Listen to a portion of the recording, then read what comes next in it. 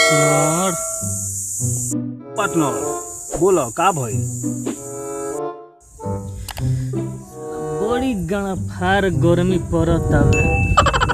साला घरे रह त लाइन कटता त साला आवे के नावे नहीं खेले।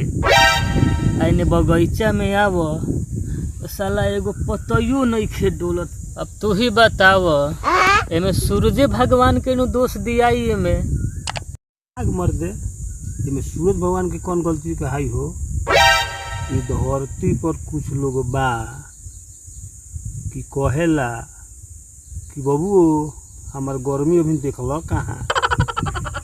चलो सूरज भगवान कहनी बाबू घबरो मत, पहले हमार गर्मी सह जो, ओकरा बाद ते अपन गर्मी देखई है।